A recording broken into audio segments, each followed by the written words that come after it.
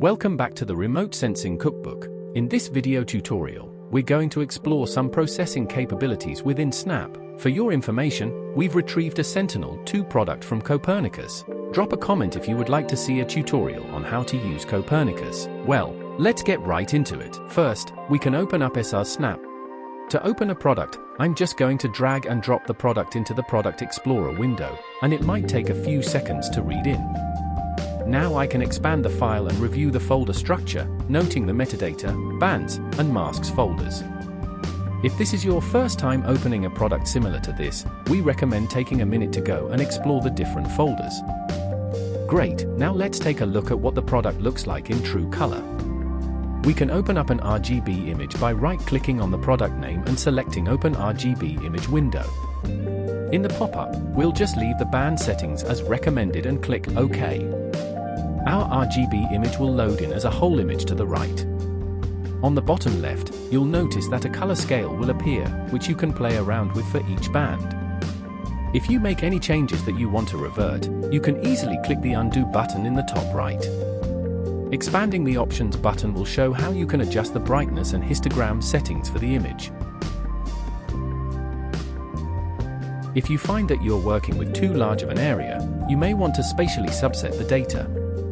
There's a few ways to do this, but the way I do it is by bringing the region you want to focus on into View, then right-clicking and selecting Spatial Subset from View. This will open up a window through which you can specify the subset settings. You'll notice the window provides a preview of the focus region.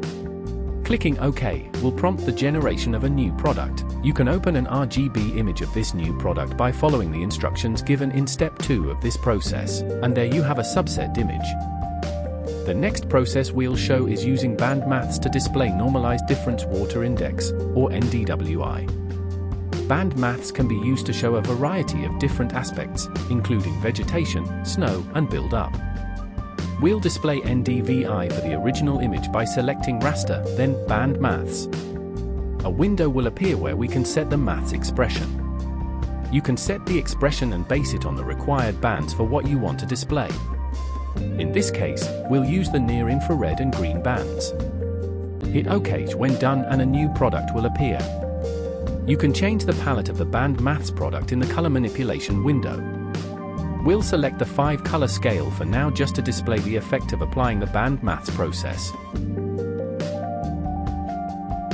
In order to be able to export the file as a GOTIFF, we'll need to resample the product. To do this, click Raster, then in Geometric Operations, then Resampling. We'll define the resampling size by the pixel resolution and change this setting to 10M. Clicking OK will create a new product, for which we can create a new RGB image for.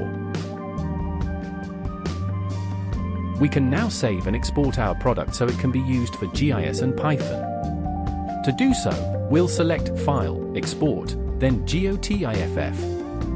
Snap will then start writing the bands of the product. This may take some time. Snap will notify you when the process is complete and the GOTIFF file will be saved to the specified location. Thanks for watching. Stay tuned for other remote sensing updates and how-tos. Also, reach out to us through our website, link below, to submit requests and post questions on our forum.